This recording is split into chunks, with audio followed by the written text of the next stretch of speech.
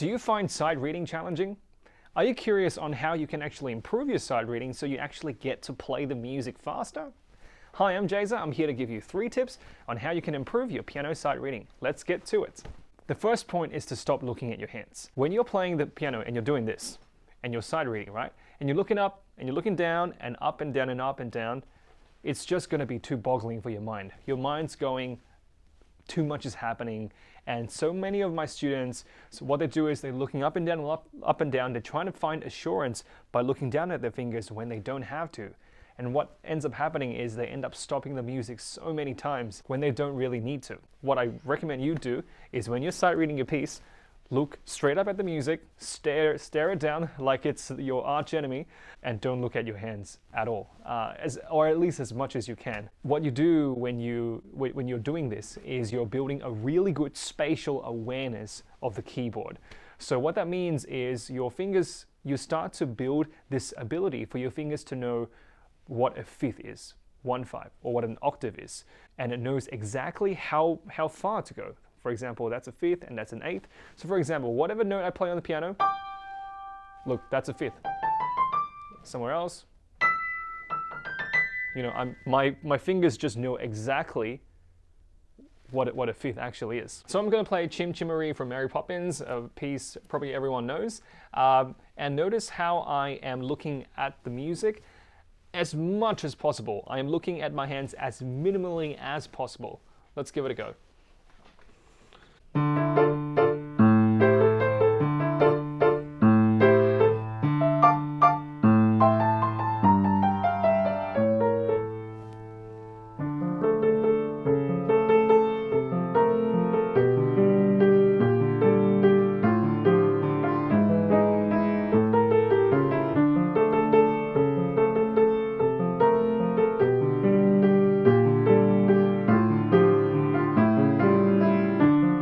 Tip number 2 is to learn chord patterns. Really familiarize yourself with chord patterns. Now, why? When you see a chord, let's say in the piece that I was just playing, let's say you're looking at this chord right here. Now you have an F, an A, and a D. Now when you're sight reading a piece like that, and you're thinking F, A, D, if you're looking at them separately, individually, you're probably not a really good sight reader. Now what you're supposed to do when you're sight reading is you are supposed to chunk all that into one block. And that may seem hard to do at the start, but that's how you improve. You have to play enough, have enough experience to chunk all that into one block. Your brain cannot see them separately because that's too many things to do at one go. To illustrate my point, think about this word. Now, piano. Right? When you look at this word, you see the word piano, you hear the word piano, you're not thinking P-E-R-N-O.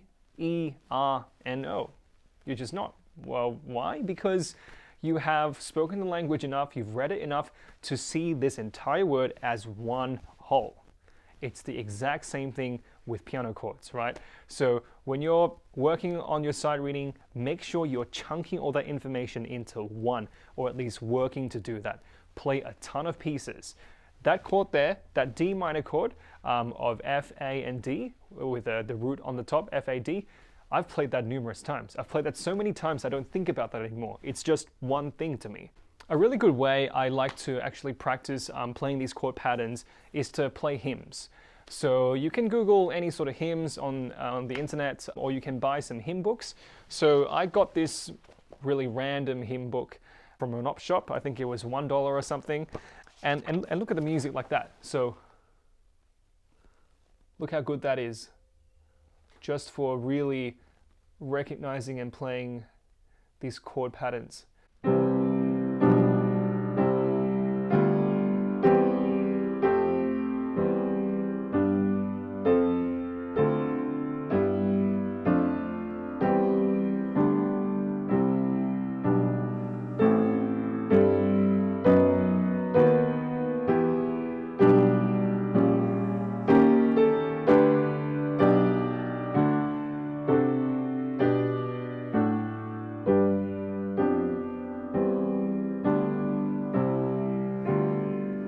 Tip number 3 is to play each chord extremely slowly. Now, if you need to, when you're seeing a complex chord, don't rush it. Actually try and figure out each and every note step by step, even if it like completely stuffs up your rhythm, it doesn't matter. What you're trying to do is, if the chord is G, B, D, F, you want to make sure you're playing G, B, D, F and not anything else. You want to build the right connections to the actual music and the things you're doing with your hands. Build that correct kind of neuro pathway. Just take your time. So don't play with a metronome, okay?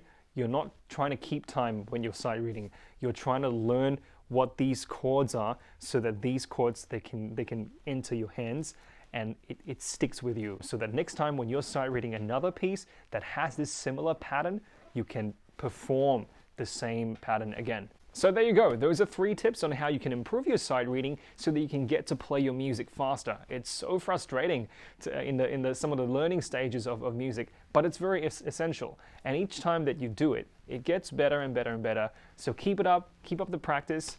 If you like this video, give it a like, give me a comment, ask some questions so I can answer these questions for you, and consider subscribing as well. I'll see you in the next video.